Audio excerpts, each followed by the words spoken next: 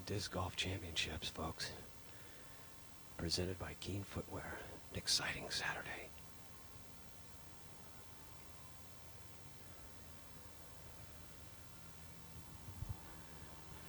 Scoggins and husband Justin on the bag there, enjoying some of the Oregon sunshine. It's been in almost an overabundant supply all week. Temperatures averaging 20 degrees warmer than normal. Catrina Allen forging a path all week.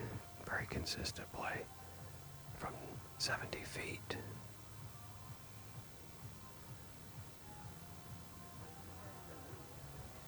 And a supreme touch. In or under seems to be her focus this week, and it's proven helpful. A 3-throw lead over defending champion from Austin, Texas, who's thrown her tee shot out of bounds. And that could definitely slow down the wagon here on the second hole. 425 feet the distance. It appears that Bygde has driven it pin high, so Sweden's sweetheart keeping up with the task. Pierce now from about 65 feet. It's high enough. Oh, it just faded in to come up a bit left and short. Boy, she's coming out gunning too. The first 3 holes of our 9 holes, the actual 1, 2, and 3 of the original layout. Okay, we do see that Bygde has come up a bit short, just about 30, so it's a 395.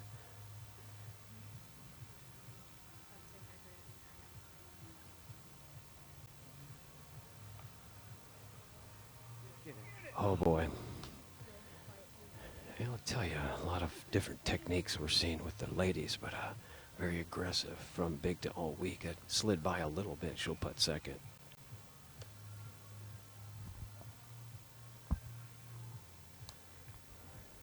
Shaded green. Scoggins from 33.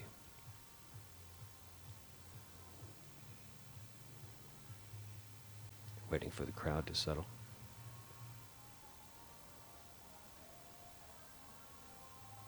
And slams it in at belt high.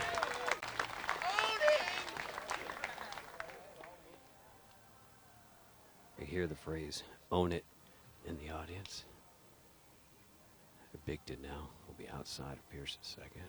She'll be throwing 4, Bygde for 3.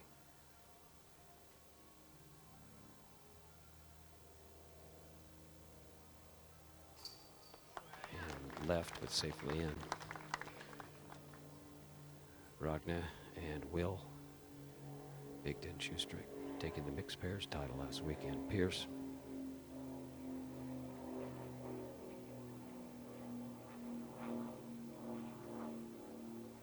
For single. We'll stop the damage there. Simple, errant tee shot, can't slow the train. And our ladies, the focus of today's coverage right now. The time is 2:47 local Pacific Daylight Time underneath the much warmer than normal Oregon skies. A massive gallery here joining us with patrons, players, fans, friends, followers, and players also. We see a couple of our men's open players taking a glance at the action. Hole number 3, 540 feet. It's a par 4.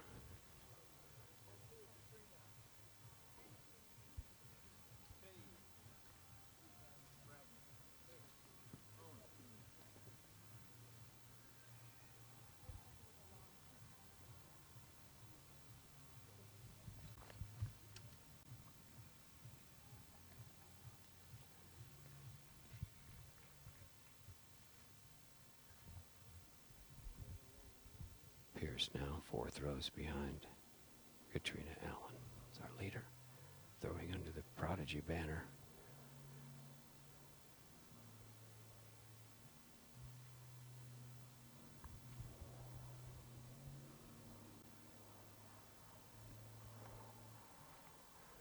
Coming into the world's ranked number 2 behind Valerie Jenkins, not in today's final.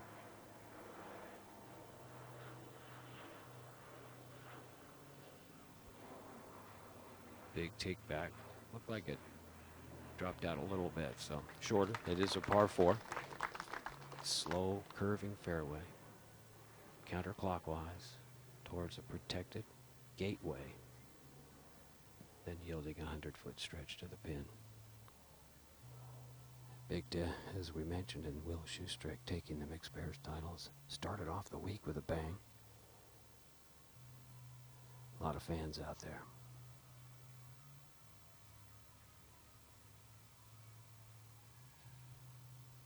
And almost to the music, she rips this towering hyzer, and it caught that beacon pine. Oh, that was crushed. A little bit of the tailwind, the residual here. That was up at Macbeth and Wysocki's height from earlier today. Ohn Scoggins, the newest sensation on the ladies' professional circuit, and she rips it through the center.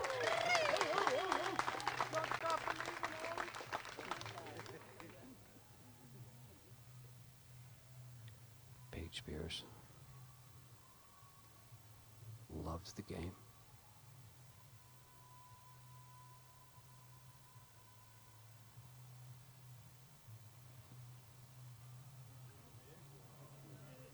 Oh, and the DH for Prodigy takes a little of that inside pine as well.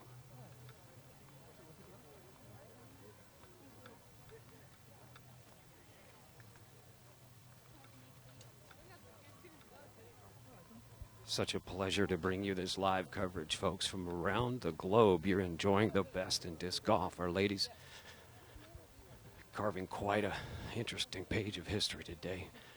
We'll move after hole 3. We'll go over to number 6, 7, and 8. That is a short, long, short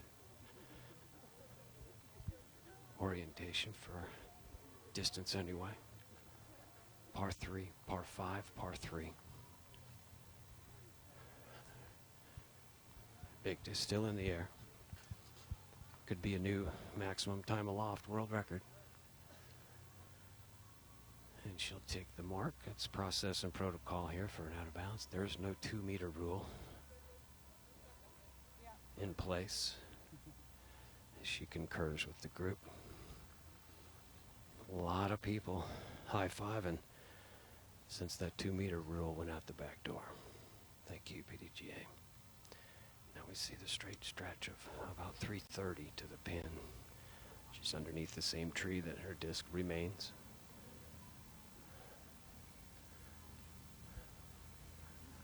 Driver is about 30 feet in the air. Green is just a couple feet lower than Ragne's fate.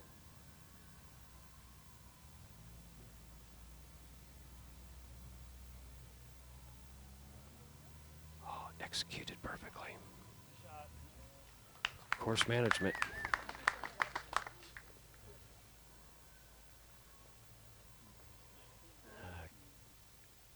Looks like Catrina had a little slightly lower than desired elevation on the tee, so she's back quite a bit.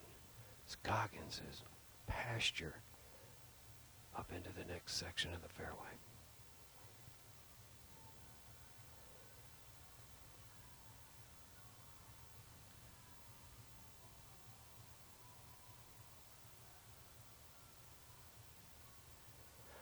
Drifting left, but safe and well put. That's your 2013 Women's Player of the Year, ladies and gentlemen. Congratulations, Catrina. Paige Pearson. Another ideal glance.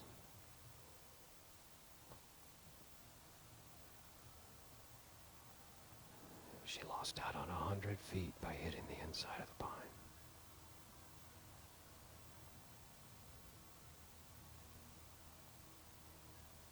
Breeze is behind her. Too high. Just high risk, very low reward there for Pierce. It's much to the appreciation of our players. I want to thank the PDGA event staff here and the local organizing committee in its vastness We have spotters local Form 20. We have Todd Andrews' award-winning group of red shirts here too, and Mike Downs, the PDGA event manager, has laid out some very capable individuals here to maintain order and what have you. And this, frankly, folks, is a great situation to have. So many people here to enjoy this top-level play. We'll slowly learn to deal with more and more success for our top players and for the breadth of the membership. That's you. Power in numbers. Disc golf rocks. Scoggins will have to have a left to right accent to her shot. She's going to the flick.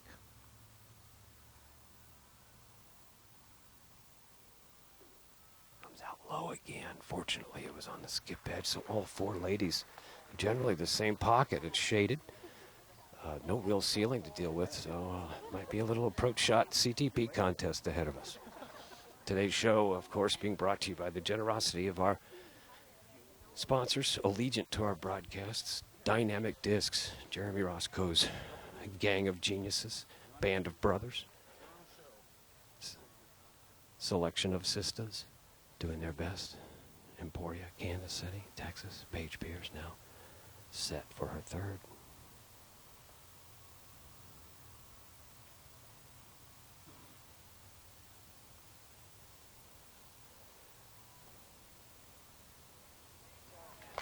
Very well done on the distance perception. That's a big key on these slope greens. There's quite a few of the par 3s with a flat putting surface, but we also have, for instance, the precipice on 7, and even this gentle swale that the pin is perched on now with chips at its base can get an edge and potentially roll away. But Allen looking at nothing but a 10-foot circle around the pin, it appears.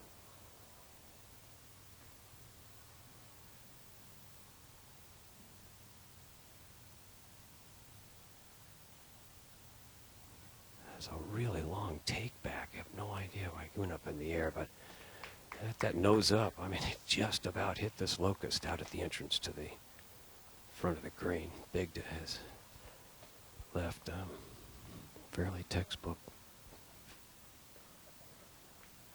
shot remaining here.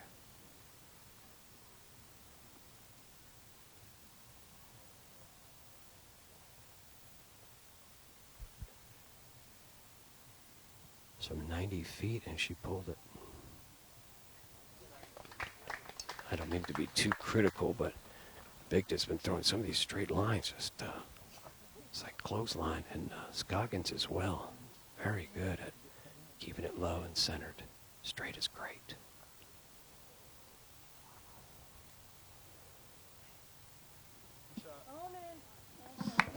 And Pierce giving some congrats. Again, you're going to hear that a lot today. Own in.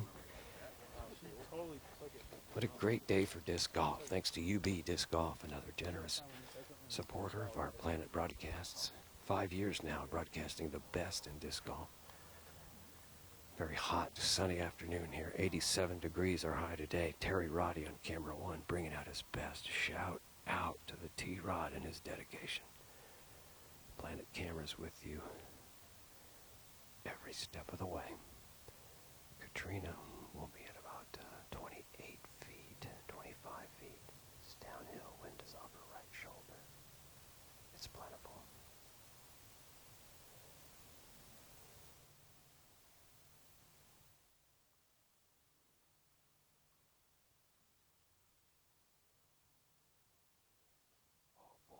Took a little too much off that. It's downhill, so we had no worries bogey for Catrina.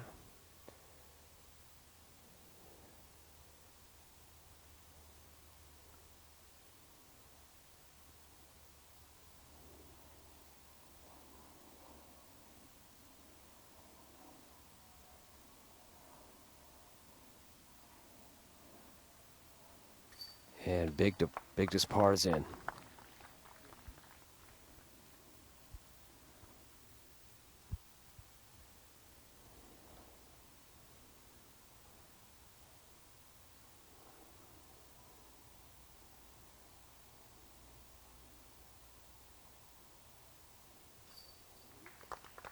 Great putt by Pierce.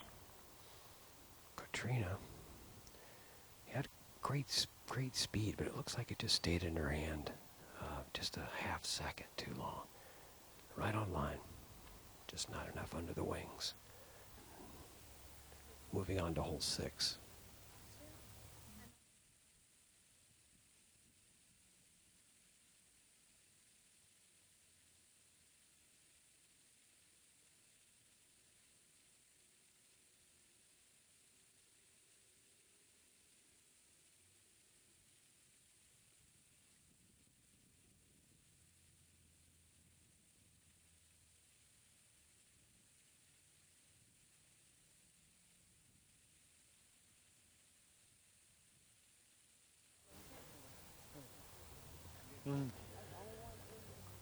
Our camera is now finding the action has moved over to hole 6. This is a par 3 uphill 280-foot challenge for our ladies.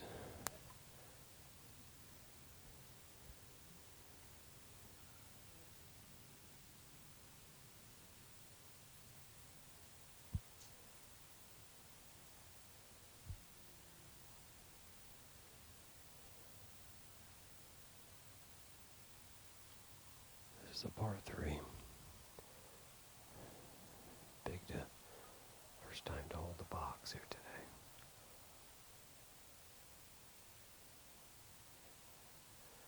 She's going right at the pin. Oh, she hit the headband. Amazing. The disc catcher's top band got whacked right on the keen banner. Amazing. 2 inches separates her from that historical.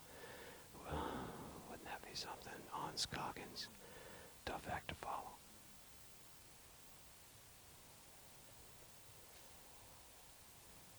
No problem. Covering, and she too going right at the pin, just a little left.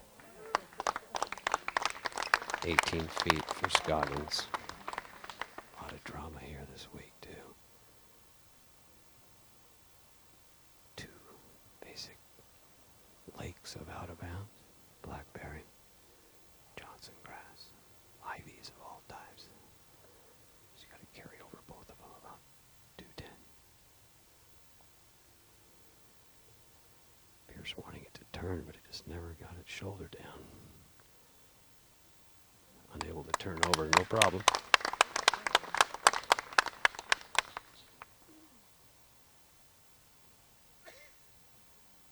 Look for Allen to get this potentially in as well, all 4 of these ladies.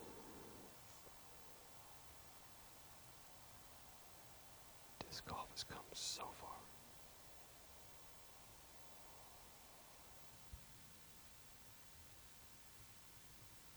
Came out low.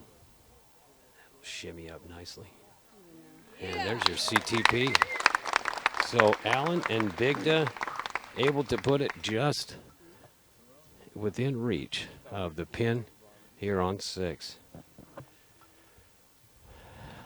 Well, many more of our players here joining the midst here are hundreds of folks here enjoying the coverage. But again, the basket, these beautiful disc golf targets, the focus of all the hoopla.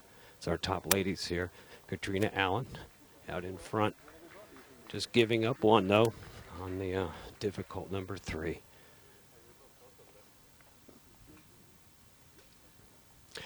What a pleasure. Never know who you see out in these galleries. Hey, Dave Dunnepace, how you doing? I'm doing good. Good to see you on the fairway here. To see that Bygde shot almost go in. Yeah, the big Swedish girl. Yeah, Ragne Bygde. Fantastic.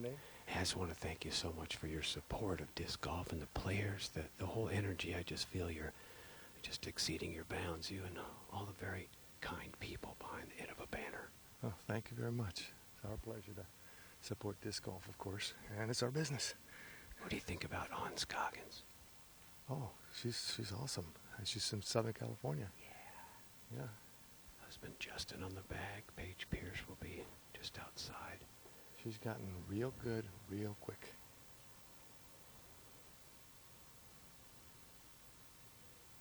Pierce will stand facing the disc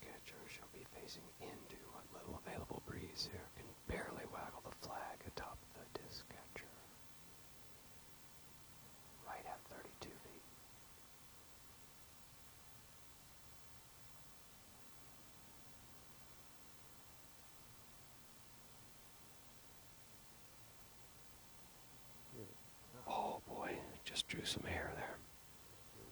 Tough break. Still has about 18 feet coming back. Scoggins will go next from 30.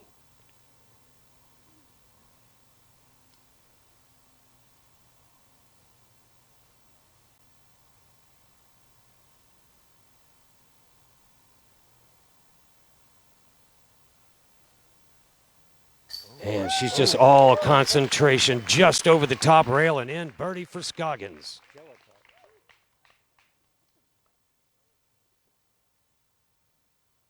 Paige will take a putt from just outside 15 feet.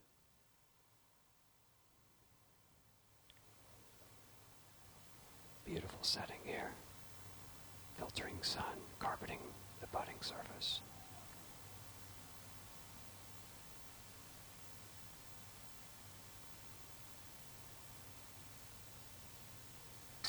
And Pierce saves par. Great move by your defending champion, Allen. We'll take one away off of that miscue on 3 now. That's for birdie.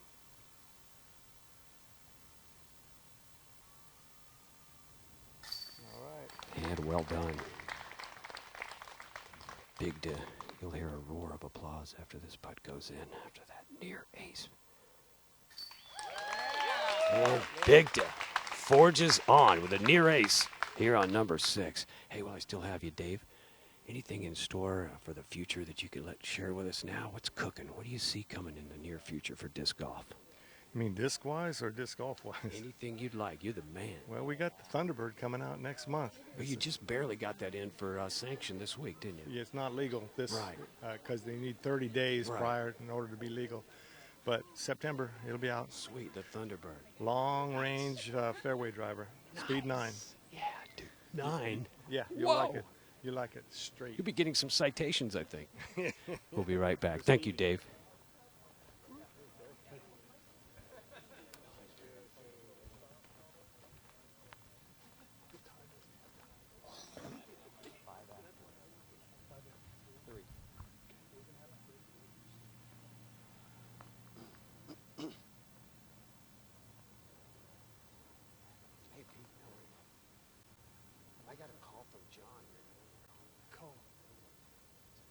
Call him right now. Tell him we're already in a holdup.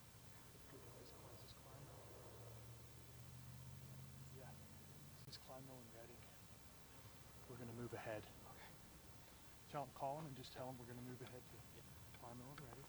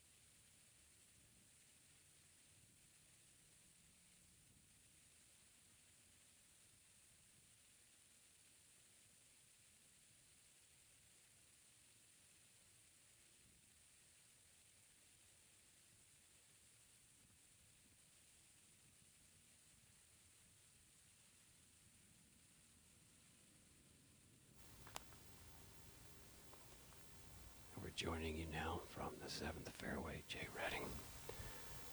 After a super air shot. Oh, it's punching this beautiful thing if it can cut left. Oh, he cut a little branch. It's actually the same branch from Wednesday. Interesting. We're joining our masters now as we see Barry Schultz and Ken Gleimo are deadlocked at minus 49. We're on the infamous number 7 here, a par 5 of 925 feet.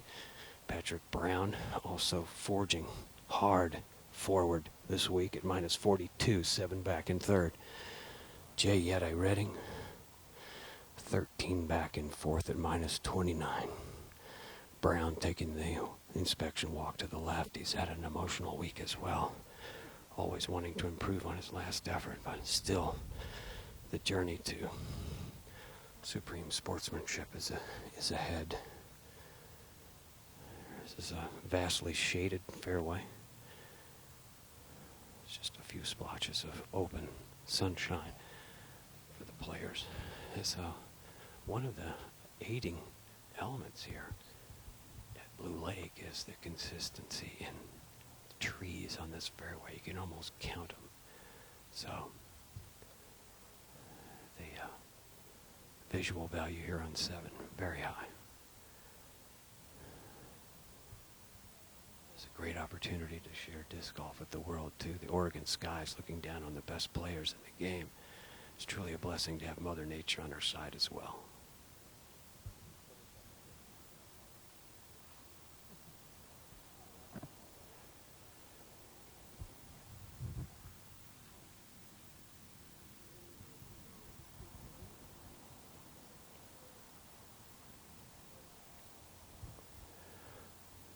Standing beside Kenny for a moment. It's very calm, very collected, totally energized.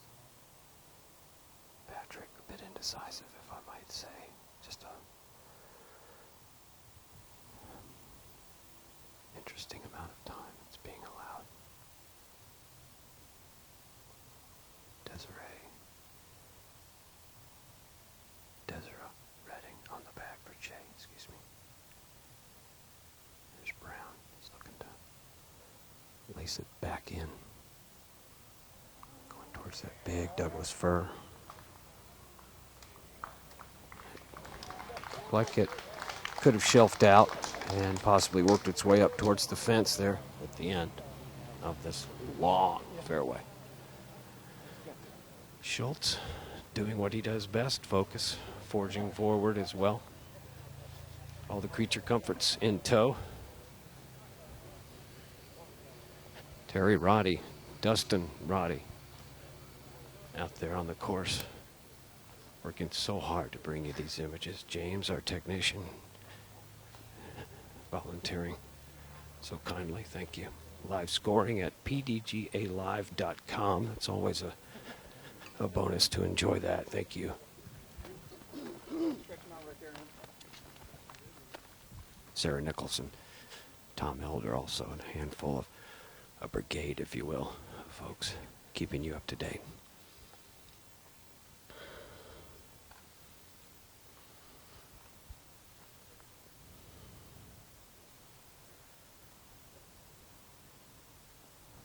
Okay, so Redding will still have about 4 bills between him and the pin, but the fairway terminates from him.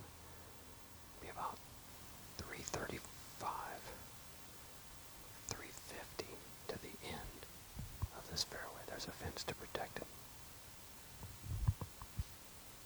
Third shot.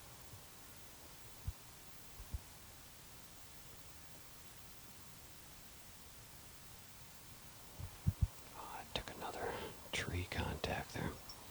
It's not an impossible approach there to save.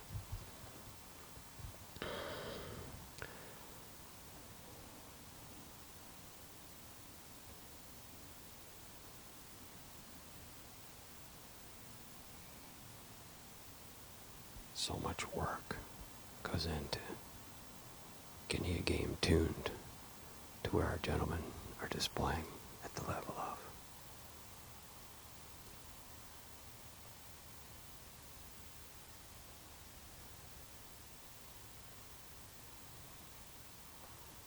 It took a little hit off of that tree for Schultz. Still going to have about 80 to 100 feet remaining. We have yet to find if Brown took an edge and cut back left towards the OB. We know it came in the desired gap between 2 massive Douglas firs. We have not seen the resting spot yet, though. Climo looks like he might have run into some obstacles as well.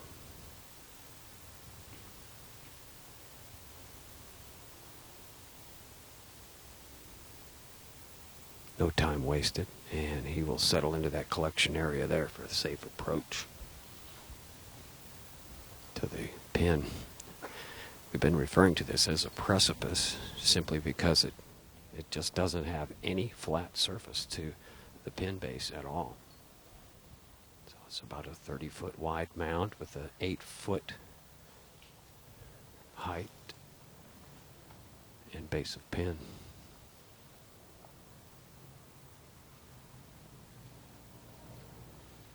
Brown has come to rest behind a massive Douglas fir, dripping mother's tears. There, the sap.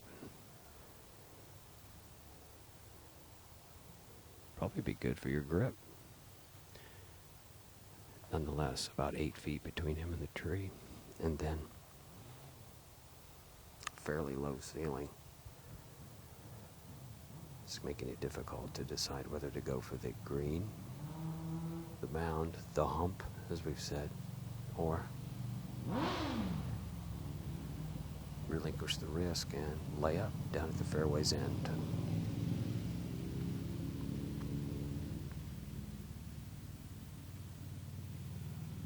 Players working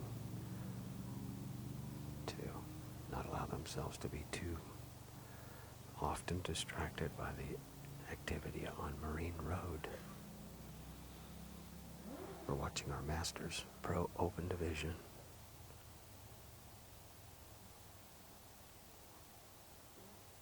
It's actually MPM Masters Pro Men.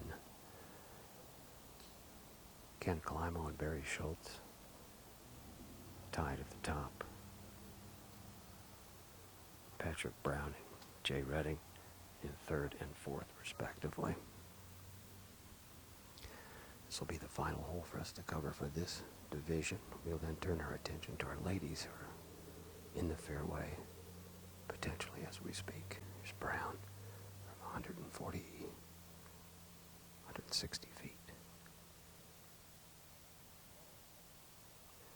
I'm sorry, it's going to be closer to 180 feet, folks. It's taken an unusually long amount of time.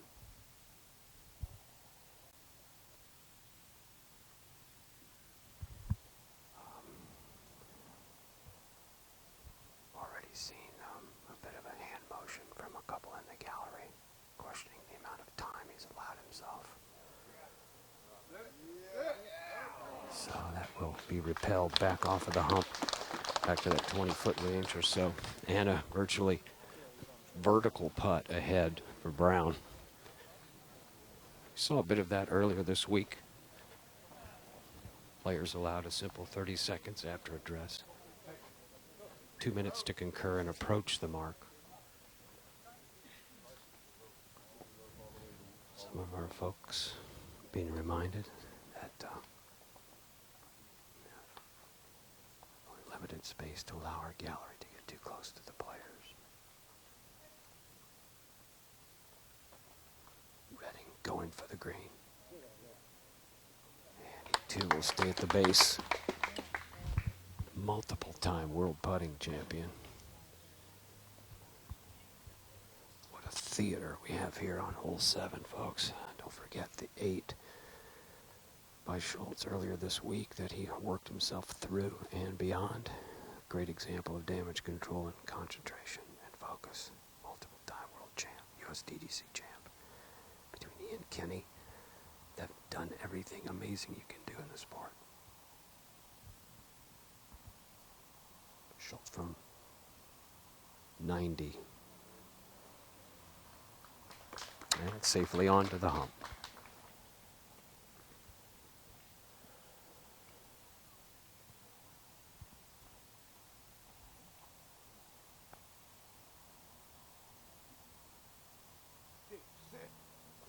That will stick nicely on top of the putting surface there. Interesting layout here on 7. 2 or 3 different major demands on the players.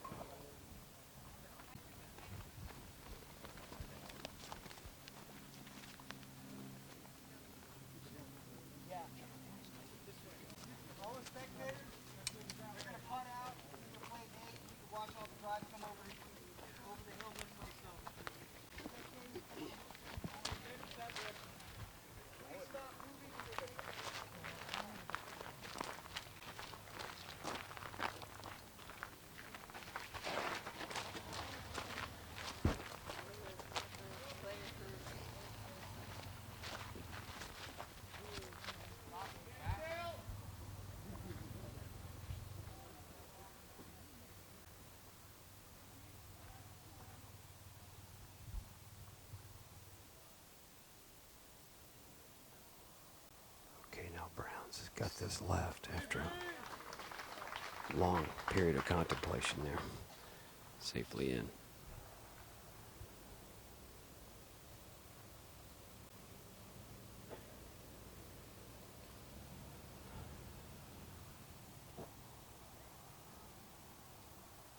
Yeti is about 14 feet in distance from his toe to the base of the pin. So equal distance from hand to chains.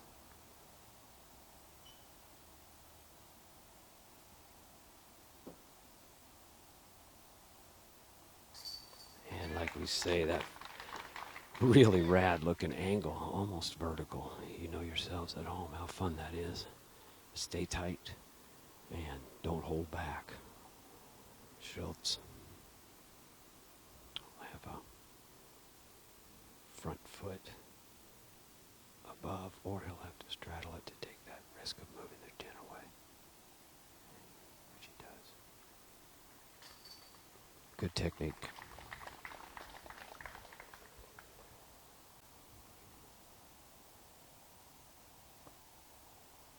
Climo, able to get it just within arm's reach. Well, for his arm.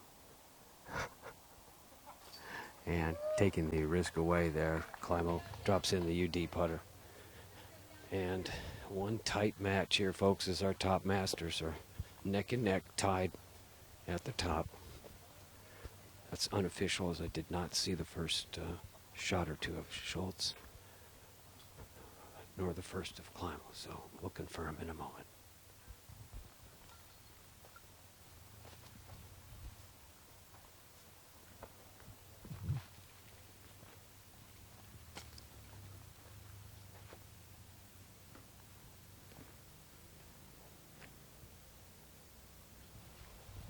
And welcome back to the green of 8.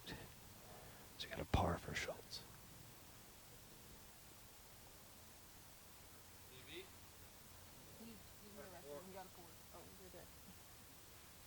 Sorry, to move it off. Brown with the birdie.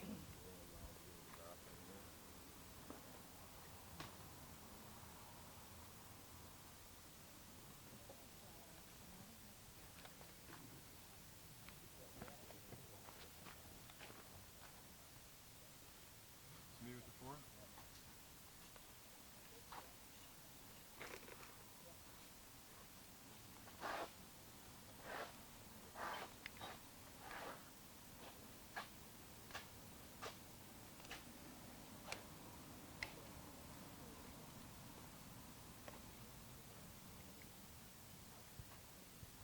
Appreciate the help from Matt Gregoire, our social media director here at the PDGA, catching me up on scores. Thank you, Matt. We're on the tee of 8. It's a short 265-foot hole, but high demand. Brown easily distracted. So the side traffic on Marine Road is steady. Forget the difficulties Paul Macbeth incurred here earlier today. Brown well outside left, tracking back towards the pin. That's very close. Early indications say. Redding next. Again. Brown with the 4 on 7. Redding, Climo, Schultz all with par.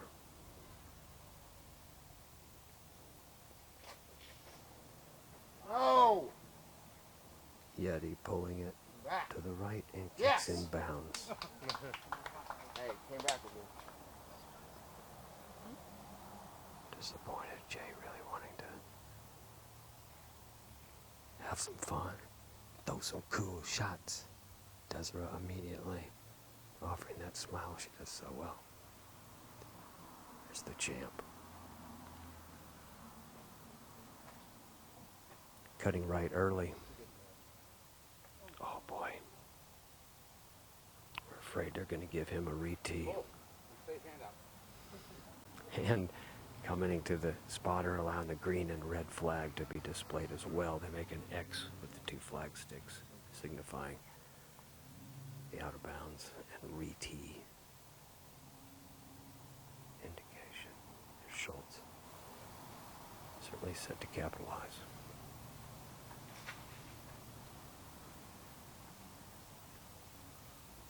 That could go in.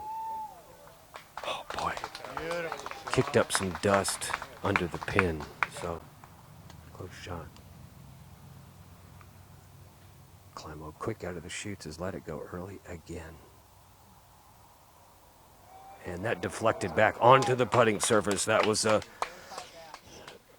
act of nature, but just a near catastrophe for Climo avoided.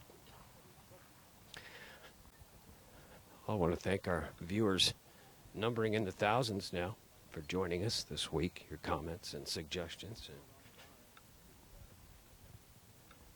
very personal information has been enjoyed. Dr. John Dusler in Philadelphia, switching the show at the TriCaster.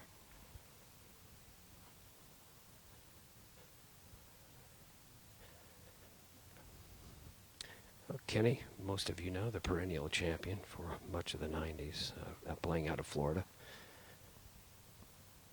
winning this year at the Memorial and the U.S. Masters top 4. 114 career wins.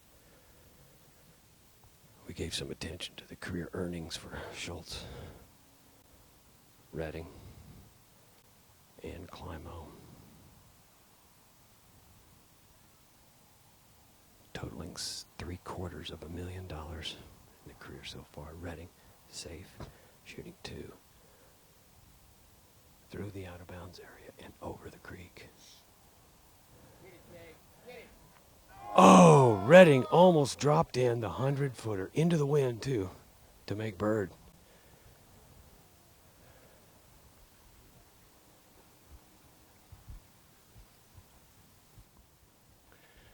Climo, after the glance of the trees approaching the green, will shoot first. And we see the drives by Brown and Schultz within the circle. And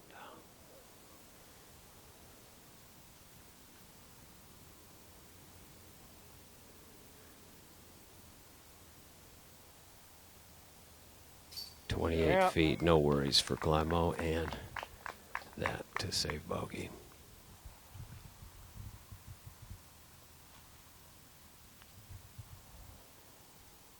Patrick Brown will be putting back directly at my microphone. Stepping out all the way to the outside of the green and away under the tree. So Schultz will approach his drive now.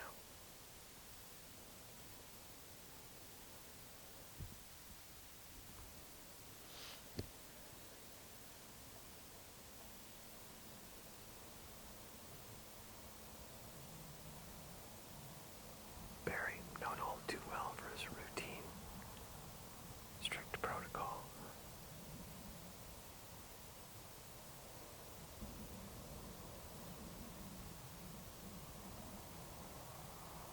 And endless determination as Schultz will lap Climo here on 8.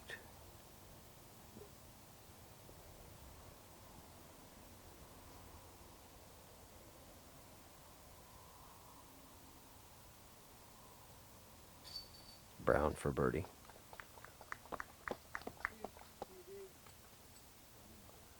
Redding will have that left. You see just how close he was on his birdie attempt.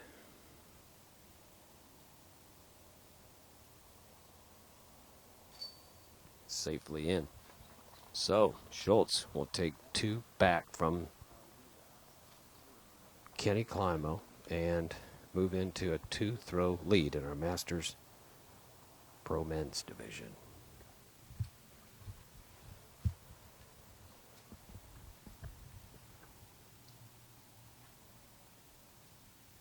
You gotta call John in.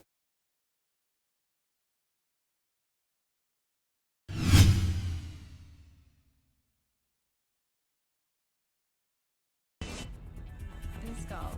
It's in the air.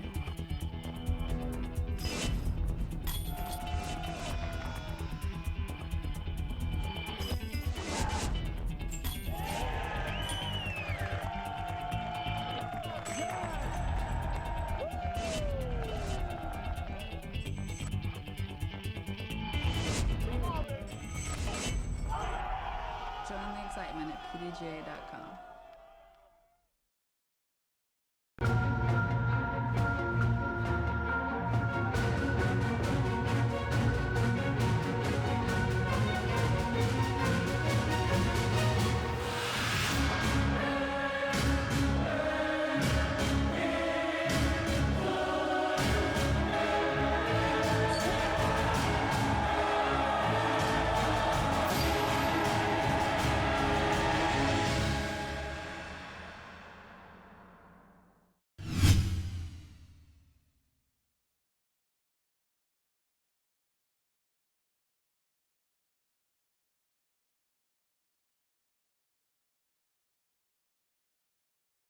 Seventh green. And watching our pro women approach this tilted green. It has wreaked some havoc this week. Scoggins back in the backdrop behind Pierce as well.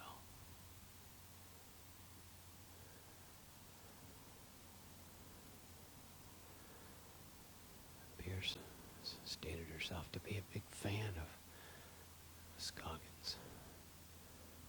Paige now looking at the pin from beside the hill. About 90 feet away.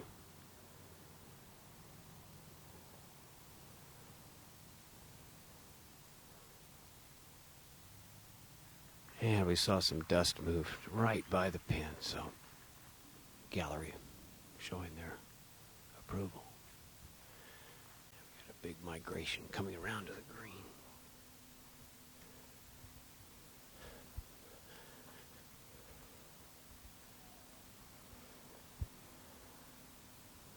Careful not to distract. I do apologize if I've gotten in anybody's way. But you won't get your apology till like a day later. It's an exciting day for disc golf. So many fans here, numbering in the hundreds, following our ladies. Ragne has moved just in front of me now. She'll be coming back at the pin. About 28 feet separate her from the base. This will be a routine approach to the top of the mound, executed perfectly.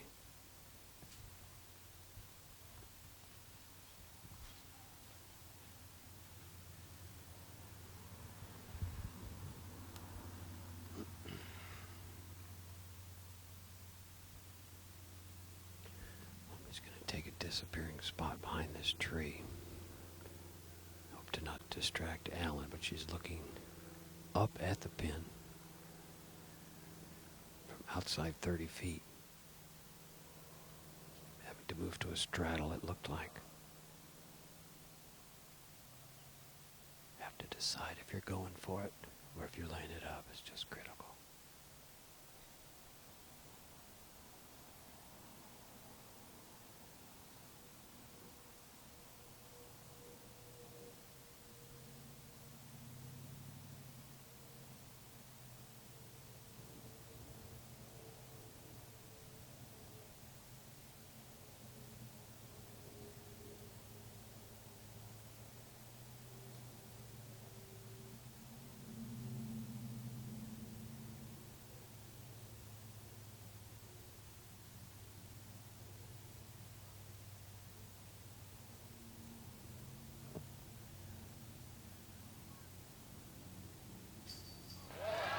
Folks, championship putting by Ohn Scoggins. Allen able to lay up within reach, but Scoggins has this invincible putting style and result, as you see.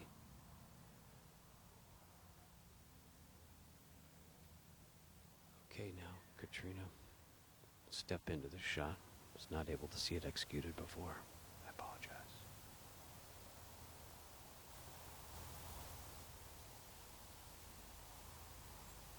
Pierce and Bygde are tied now for second. 4 back.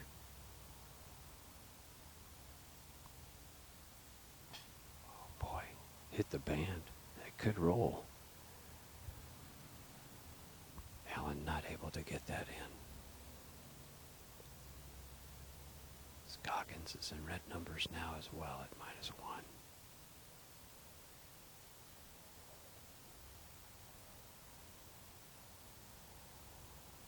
Just a dead pocket as far as the wind is concerned down there. Hundreds of eyes watching Catrina as she narrows down this line to the basket.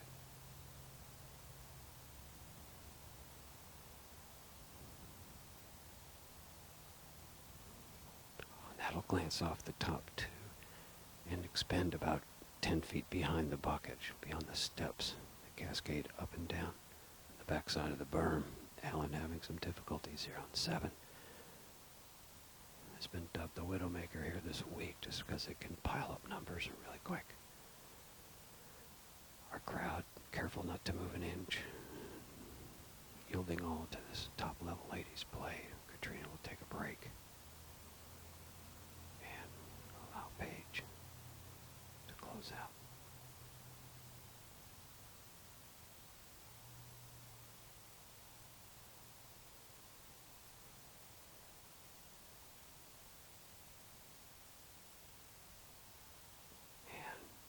Unable to get it high enough. I do see the dust at the base of the pin moving towards my position, so that indicates just a tad, if anything, would have been off of Pierce's right shoulder. Here's Catrina to get out of this mess and away from the hump. And she's in and completed with this hole for this year.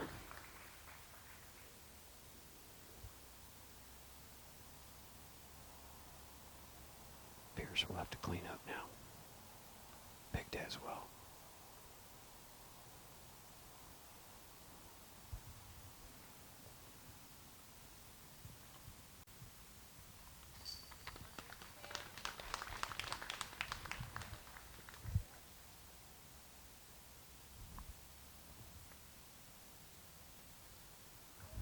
And Bygde with the shortest reach to the pin to close out here 7. What a way to pay here on 7. Some outstanding shots as well as some,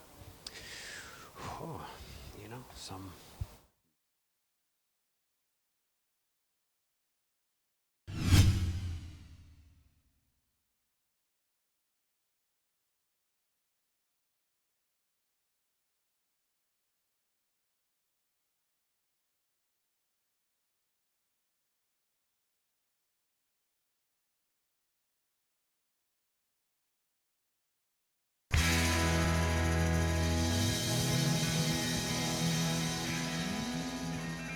I've been asked from time to time over the years, what is the big bead about on various discs that we have? The first disc that we had the bead on was the Classic Rock, which was made in approximately 1986. And the reason why we put the bead on that disc and big bead putters and spiders and other discs that we do is to keep the disc stable for longer. A lot of people think it's to make the disc more stable, and it's not. And it never has been. It's to keep the disc stable for a longer period of time. Plus, a lot of people like the fact that it's a little bit rounder on the bottom edge than the no bead, and it feels more comfortable to them. Other people don't think it does, so they don't like that big bead. But it is to retard the wearing of the disc, not to make the disc more stable. So now you know the secret of the bead.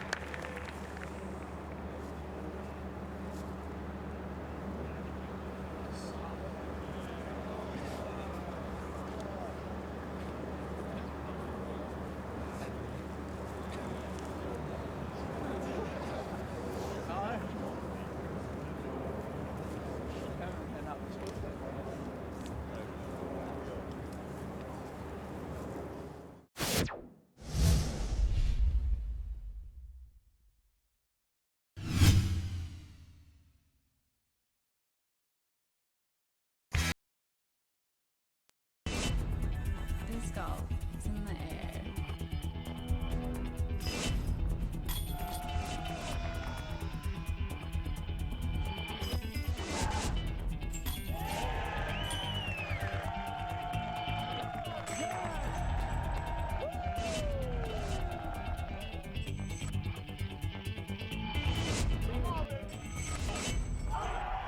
Join the excitement at PDGA.com.